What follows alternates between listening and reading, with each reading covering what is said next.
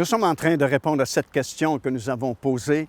Où sommes-nous rendus dans l'accomplissement des prophéties concernant les derniers jours et le retour de notre Seigneur Jésus-Christ? Où en sommes-nous? Est-ce qu'il reste encore plusieurs prophéties à s'accomplir avant l'enlèvement des croyants? Est-ce qu'il reste encore plusieurs prophéties à s'accomplir avant le retour physique et littéral du Seigneur Jésus-Christ sur cette terre?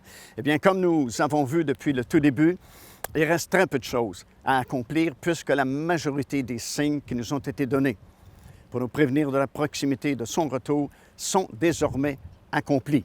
C'est pourquoi nous disons souvent que nous vivons une époque vraiment remarquable. Nous sommes vraiment la génération de la fin, puisque Jésus lui-même a dit « Quand vous verrez toutes ces choses commencer à s'accomplir, redressez-vous et levez votre tête parce que votre délivrance approche. » Et il ajoute « Quand vous verrez ces choses, vous savez que le Fils de l'homme est proche, il est même à la porte. » Alors, comme on dit souvent, si quelqu'un est à la porte chez vous, il n'est vraiment pas loin de chez vous. Alors, puisque nous avons déjà vu l'accomplissement de la plus grande partie de ces signes qui nous ont été donnés pour nous prévenir justement de cette proximité, nous savons que c'est pour très bientôt maintenant cet événement glorieux que nous appelons l'enlèvement des croyants. Alors, nous sommes en train de répondre à cette question et nous avons dit que le seul grand signe qui reste à venir, c'est l'accomplissement de cette confirmation d'une alliance de paix, semble-t-il, et de sécurité pour une période de 7 années. Et nous avons expliqué que, selon les prophéties de la Bible, malheureusement, il reste encore 4 guerres à venir avant la nouvelle Jérusalem, les nouveaux cieux, et que la nouvelle terre ne s'établisse et que nous entrions dans le royaume de Dieu éternel qui sera à ce moment-là établi partout dans l'univers. Première guerre, comme nous avons expliqué, qui, elle, peut se produire d'une journée à l'autre parce que toutes les conditions requises pour l'accomplissement de cette prophétie sont déjà accomplies. Et dans le jargon biblique, nous l'appelons la guerre de Gog et Magog. Elle est décrite pour nous avec beaucoup de détails dans le livre du prophète Ézéchiel, dans le chapitre 38 et une partie du chapitre 39. Et ça peut s'accomplir, comme j'ai mentionné, d'une journée à l'autre parce que tous les éléments sont là et les principaux participants qui sont la Russie, l'Iran et la Turquie, sont actuellement à la frontière d'Israël avec beaucoup d'armement. Et ce n'est qu'une question de temps avant que ça éclate et que cette prophétie puisse s'accomplir. Elle sera suivie, comme nous avons mentionné, d'une deuxième guerre mondiale que nous appelons la guerre de l'Antéchrist, puisque c'est cet Antéchrist qui réussira cet exploit de faire signer une entente de paix et de sécurité ici dans la région. Elle sera également de courte durée, même un peu plus longue par contre que celle de Gog et Magog, puisqu'elle durera à peu près 3 ans et demi, les premières 3 années et demie des 7 années de tribulation.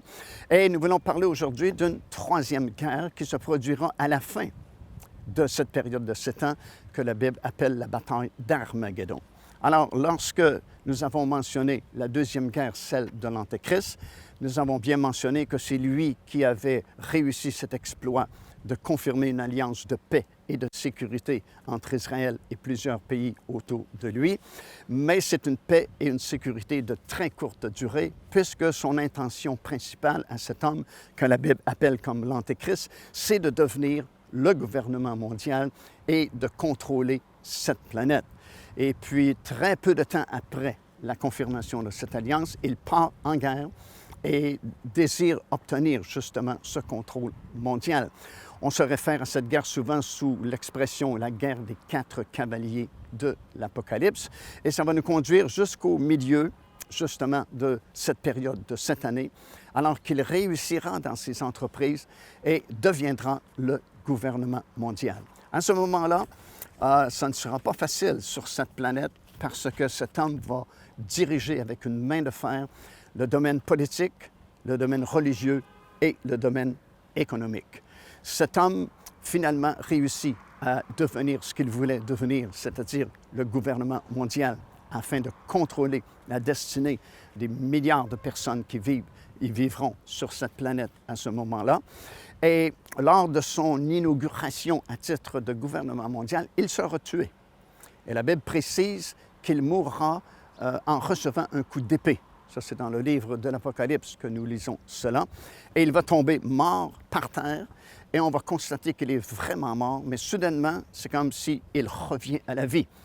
Et dans le livre de l'Apocalypse, on nous explique que cet homme était vraiment mort puisqu'il est descendu dans l'abîme. L'abîme, c'est la partie la plus profonde de ce qu'on appelle le séjour des morts. Et il va remonter de l'abîme. Et à partir de ce moment-là, il est un personnage hybride. Il est partie humain, partie surnaturelle. Et c'est la raison principale pour laquelle il sera jeté vivant dans le lac de feu à la toute fin, puisqu'il ne peut pas mourir une deuxième fois. Il a déjà été tué au milieu de cette année de tribulation.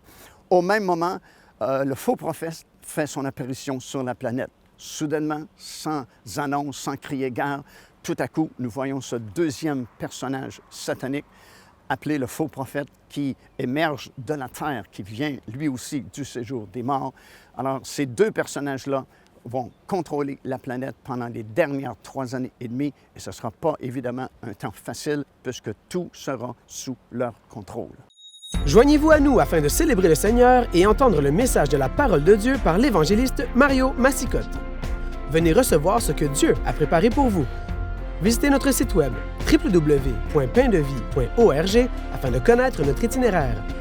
Nous serions très heureux de vous rencontrer et de vivre des moments forts avec le Seigneur.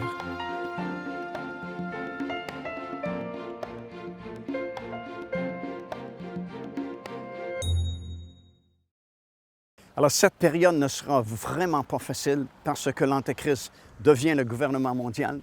Le faux prophète fait son apparition et va contrôler toutes les religions du monde, va les assimiler, si vous voulez, et va devenir, si vous voulez, le leader spirituel, entre guillemets, du monde à cette époque-là, et va exiger l'adoration de cet homme qui a la blessure mortelle, mais qui pourtant vit quand même. Alors, c'est le vieux rêve de Satan, évidemment, qui semble se réaliser pour une très courte durée de temps, en fait pour 3 ans et demi, les dernières 3 années et demie de cette période de 7 années de tribulation, alors qu'il va s'asseoir dans le futur temple. Alors, c'est pourquoi il doit y avoir un temple à Jérusalem, parce qu'actuellement, nous sommes ici en Israël, et il n'y a pas de temple depuis l'an 70, comme vous savez. Mais un jour, il doit y avoir un 3e temple, puisque la Bible, parlant de l'Antéchrist, affirme qu'au milieu des 7 années de tribulation, cet homme qui a été tué, mais qui est remonté de l'abîme comme un personnage hybride, va s'asseoir dans le lieu très saint et va s'auto-proclamer Dieu. Et le faux prophète qui vient de faire son apparition sur la planète au même moment va exiger que le monde entier puisse adorer cet homme-là et le reconnaître comme Dieu. En fait, il a vaincu la mort. C'est le dernier obstacle qu'on ne pouvait vaincre, mais voilà une preuve vivante qu'on peut vaincre la mort. Cet homme a vraiment été tué, il était vraiment mort, et voici, il est vivant. Et ce faux prophète va exiger que tous les gens puissent l'adorer et va même savoir ceux qui le font et ceux qui ne le font pas. Alors, il y a quelques années passées, c'était difficile à comprendre cette prophétie qui est donnée dans le livre de l'Apocalypse. Mais aujourd'hui, avec tous les gadgets électroniques que nous avons, c'est très plausible, c'est très possible qu'un seul homme, en quelque part, puisse savoir ce que vous faites alors qu'il a donné ce commandement d'adorer l'Antéchrist. En plus de tout ça, il y aura une pression supplémentaire sur le gouvernement nouveau de l'Antéchrist et la nouvelle religion mondiale dont le faux prophète sera le leader, puisque Dieu va envoyer 2 témoins spéciaux. Le premier, nous savons qu'il s'appellera Élie, parce que c'est écrit dans la parole de Dieu. L'Ancien Testament, en fait, se termine par cette parole prophétique. Je vous enverrai le prophète Élie avant le grand jour du Seigneur, avant la toute fin. Le deuxième, nous pensons que c'est Enoch. Certains pensent que c'est Moïse. Je préfère penser que c'est Enoch, mais de toute façon, nous n'avons pas son nom inscrit dans la parole de Dieu. Mais ce que nous savons, c'est qu'il y aura 2 témoins qui feront une pression supplémentaire sur le gouvernement de l'Antéchrist. Il y aura vraiment un conflit extraordinaire, beaucoup de manifestations exceptionnelles et impressionnantes durant cette période parce qu'eux aussi auront le pouvoir de faire descendre le feu du ciel et de manifester des choses vraiment incroyables, extraordinaires. C'est comme si la puissance des ténèbres, représentée par le gouvernement de l'Antéchrist, est en contraste avec le gouvernement de Dieu, représenté par ces 2 prophètes. Finalement, ils seront tués, ces 2 prophètes. On ne leur donnera pas de sépulture honorable puisqu'on laissera leurs cadavres sur la place de la ville, c'est-à-dire derrière la porte dorée sur l'esplanade du Temple à Jérusalem. Ils seront là 3 jours et demi, mais soudainement, il y a une voix qui se fait entendre du ciel et qui dit « Montez ici » et à la vue de millions de téléspectateurs qui regarderont, soit sur leur téléphone intelligent ou autre gadget, cet enlèvement de ces 2 prophètes de Dieu qui monteront dans le ciel et la panique s'emparera littéralement de l'Antéchrist et de son gouvernement. C'est alors que nous lisons dans Apocalypse chapitre 16 et le verset 16 que 3 esprits impurs qui représentent Satan, l'Antéchrist et le faux prophète iront par toute la terre, séduire les chefs de nations qui seront sous le gouvernement de l'Antéchrist, afin de rassembler leurs armées dans la grande vallée de Jezréel à Megiddo pour se débarrasser une fois pour toutes de Jérusalem et de la race juive. Alors ça, c'est le début de cette campagne qu'on appelle la bataille d'Armageddon. Et voici le texte que nous lisons dans Apocalypse chapitre 16, à compter du verset 12. Le 6e ange versa sa coupe sur le grand fleuve l'Euphrate, et son eau tarit, afin que le chemin des rois venant de l'Orient fût préparé. Et je vis sortir de la bouche du dragon, c'est-à-dire Satan, de la bouche de la bête, c'est-à-dire l'Antéchrist, et de la bouche du faux prophète, 3 esprits impurs semblables à des grenouilles. Car ce sont des esprits de démons qui font des prodiges et qui vont vers les rois de toute la terre afin de les rassembler pour le combat du grand jour du Dieu Tout-Puissant. Et au verset 16, ça dit ceci, « Ils les rassemblèrent dans un lieu appelé en hébreu Armageddon. » Har veut dire montagne. Megiddo, c'est Megiddo. C'est vraiment Megiddo, dans la vallée de Jezréel, que se rassembleront toutes ces armées. Dans le livre du prophète Zacharie, dans le chapitre 12 et au verset 3, ça dit ceci, « Toutes les nations de la terre. » Alors, on ne peut pas se tromper. « Toutes les nations de la terre s'assembleront contre Jérusalem. » Dans Zacharie, chapitre 12 et le verset 9, « En ce jour-là, je m'efforcerai de détruire toutes les nations qui viendront contre Jérusalem. » Dans le même prophète Zacharie, chapitre 14 et le verset 2, « Je rassemblerai toutes les nations pour qu'elles attaquent Jérusalem. » Armageddon, c'est le lieu du rassemblement de toutes ces armées des différentes nations du monde et ils monteront sur Jérusalem afin de détruire la ville et le peuple juif. Et à ce moment-là, il y a une voix qui se fait entendre et qui est mentionnée dans le livre de l'Apocalypse disant « C'est la fin. » Alors, il y aura des éclairs, des voix de tonnerre et un grand tremblement de terre comme jamais il y a eu un aussi grand tremblement de terre sur toute la terre. Et la ville de Babylone va tomber et le Seigneur Jésus-Christ va apparaître dans le ciel avec tous ses rachetés. Alors, nous allons revenir avec lui à ce moment-là. Et comme je dis souvent, si nous devons revenir avec lui, il faut nécessairement être parti avant. C'est pourquoi il y a d'abord un enlèvement où nous allons rencontrer le Seigneur Jésus-Christ dans les airs, comme c'est écrit dans 1 Thessaloniciens chapitre 4. Et ici, Zacharie chapitre 14, ça dit « Nous allons revenir avec lui ». Donc, si nous revenons, il faut être parti préalablement. C'est tellement clair dans la parole du Seigneur que c'est difficile à comprendre pourquoi certaines personnes ne font pas la distinction entre ces 2 phases du retour du Seigneur, d'abord l'enlèvement et après son retour. Zacharie chapitre 14, verset 3, « L'Éternel paraîtra et il combattra ces nations comme il combat au jour de la bataille. » Joël chapitre 3, et verset 2, « Je rassemblerai toutes les nations et je les ferai descendre dans la vallée de Josaphat. Là, j'entrerai en jugement avec elles au sujet de mon peuple d'Israël, mon héritage. » Et je nous dis dans le Nouveau Testament, versets 14 et 15, « Voici le Seigneur est venu avec ses saintes myriades pour exercer un jugement contre tous et pour faire rendre compte à tous les impies parmi eux de tous les actes d'impiété qu'ils auront commis et de toute parole injurieuse qu'ils auront proférée contre lui, contre des pécheurs impies. » Et nous lisons également ce texte dans 2 Thessaloniciens chapitre 1 à compter du verset 7. « Lorsque le Seigneur Jésus-Christ apparaîtra du ciel avec les anges de sa puissance, au milieu d'une flamme de feu pour punir ceux qui ne connaissent pas Dieu et qui et qui n'ont pas obéi à l'Évangile de notre Seigneur Jésus-Christ. Ils auront pour châtiment une ruine éternelle loin de la face du Seigneur et de la gloire de sa force lorsqu'il viendra pour être en ce jour-là glorifié dans ses saints et adoré par tous ceux qui auront cru en lui. Devenez partenaire avec ce ministère par votre soutien financier et aidez-nous à planter le flambeau de l'Évangile à travers le monde entier. Vous recevrez un enseignement audio à tous les mois de la part de l'évangéliste Mario Massicotte, ainsi que notre bulletin de nouvelles prophétiques incluant des enseignements bibliques, des nouvelles du ministère et des commentaires sur les actualités prophétiques. Débutez dès aujourd'hui en visitant notre site web www.paindevie.org ou par courriel à info@paindevie.org. Alors là, c'est le retour physique et littéral du Seigneur Jésus-Christ sur cette terre qui mettra un terme à la bataille d'Armageddon. Ce sera réglé très rapidement par l'armée des cieux qui accompagne le Seigneur Jésus-Christ, puisque ça nous dit dans l'Épître de Paul aux Thessaloniciens que l'Antéchrist et le faux prophète seront éliminés et que la bataille d'Armageddon sera réglée uniquement par l'éclat de son apparence, l'apparence glorieuse du Seigneur Jésus-Christ, et par le souffle de sa bouche.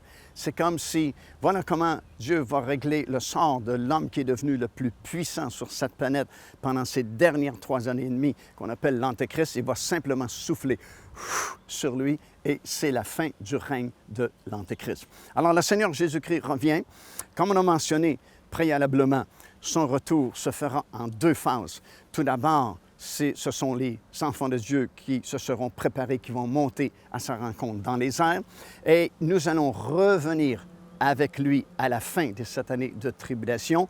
Et cette dernière phase de son retour, alors qu'il quitte le ciel pour descendre sur le sommet de la montagne des Oliviers, puisque c'est de là qu'il est parti et c'est là où il doit revenir, se fera également en 2 phases. Et c'est très clair dans la parole du Seigneur parce que nous lisons dans Apocalypse chapitre 19 et le verset 13 qu'à son retour sur la terre, son vêtement sera déjà teint de sang. Alors, lorsqu'il revient sur le sommet de la montagne des Oliviers, avec tous ses rachetés derrière lui, nous lisons dans ce verset du livre de l'Apocalypse que son vêtement est déjà teinté de sang. Pourquoi son vêtement est-il déjà teinté de sang? Bien, voici le texte, premièrement, c'est dans Apocalypse chapitre 19 et au verset 11, ça dit ceci: « Puis je vis le ciel ouvert, et voici parut un cheval blanc. Celui qui le montait s'appelle Fidèle et Véritable, en contraste du cavalier monté sur le cheval blanc du 6e chapitre, comme nous l'avons vu précédemment. » Au verset 13, il est écrit ceci: « Et il était revêtu d'un vêtement teint de sang. Son nom est la parole de Dieu. » Verset 14, « Les armées qui sont dans le ciel le suivaient sur des chevaux blancs, vêtus de fin lin blanc pur. » Alors, pourquoi le vêtement de Jésus est-il déjà teint de sang?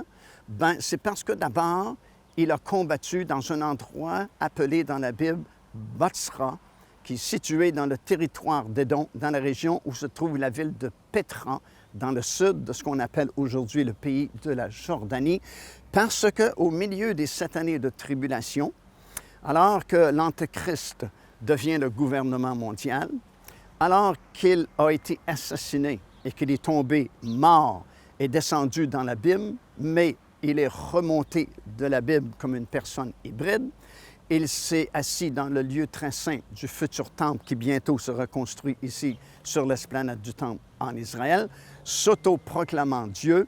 Et le faux prophète exige que la population mondiale adore cet homme-là comme étant Dieu.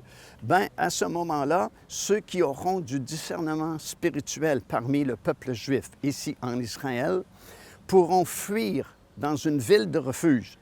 Et si vous connaissez un peu votre Bible, vous savez qu'il y avait de nombreuses villes de refuge dans l'Ancien Testament ici en Israël.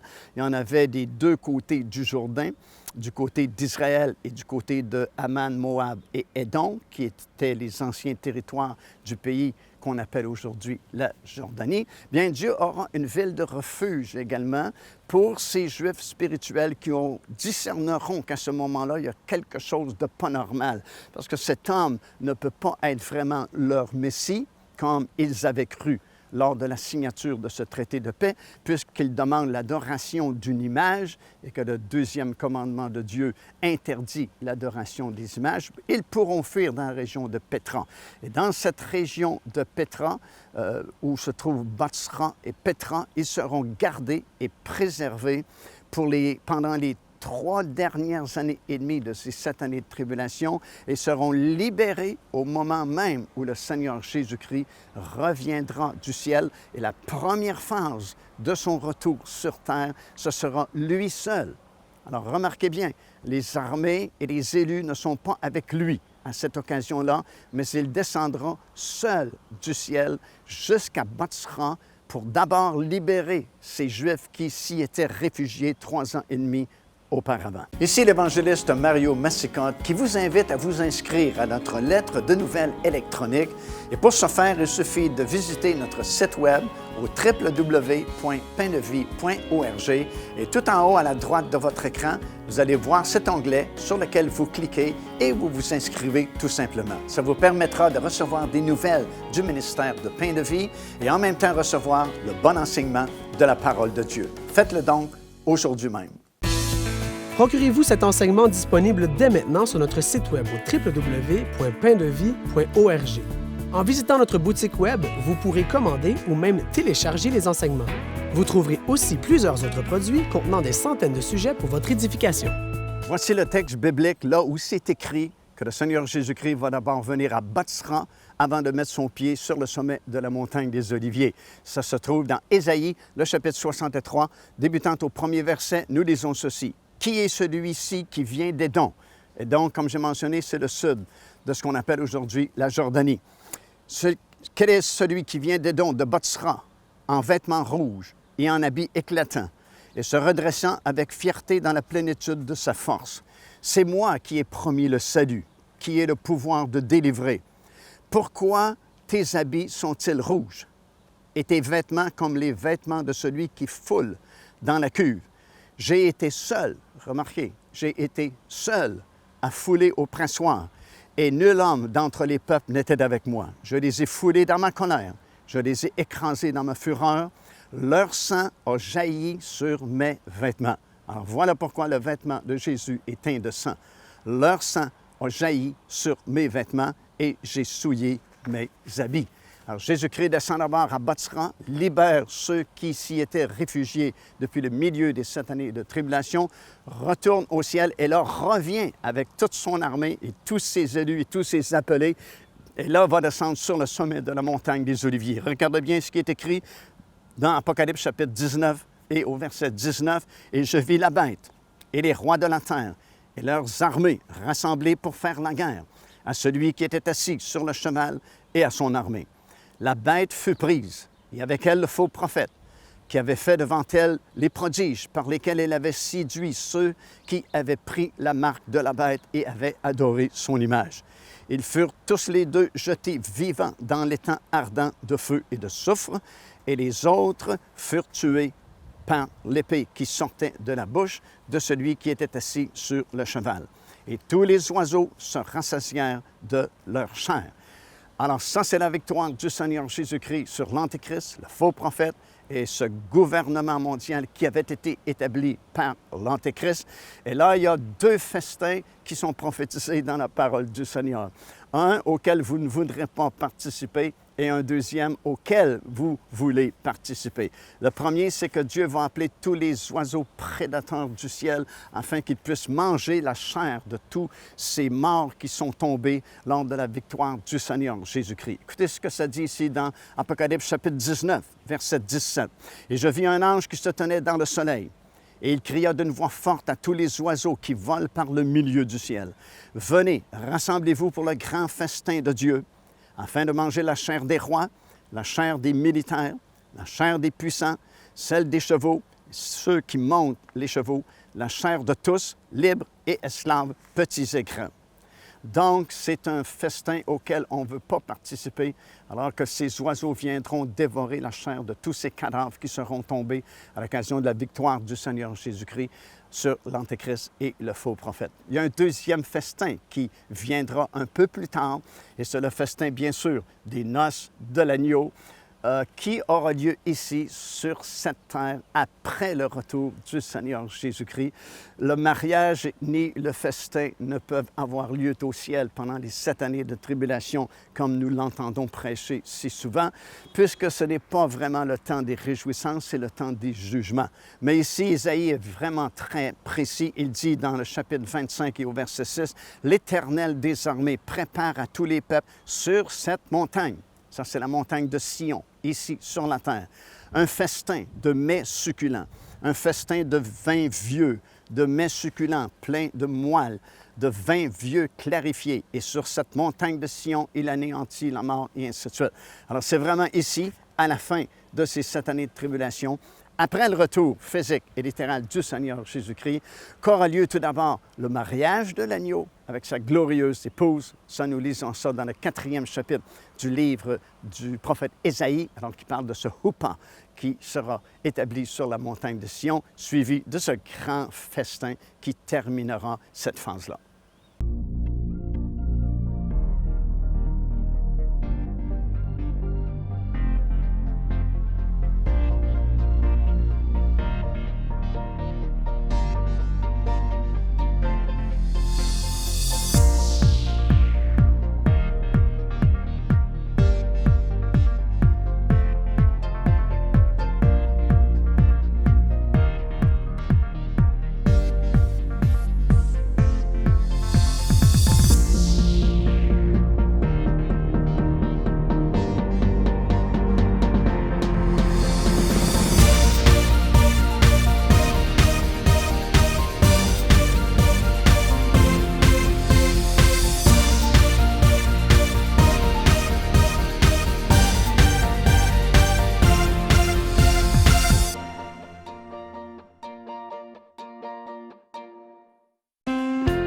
Car Dieu a tant aimé le monde qu'il a donné son Fils unique, afin que quiconque croit en lui ne périsse point, mais qu'il ait la vie éternelle. Téléchargez gratuitement l'enseignement « Le salut, c'est quoi ?»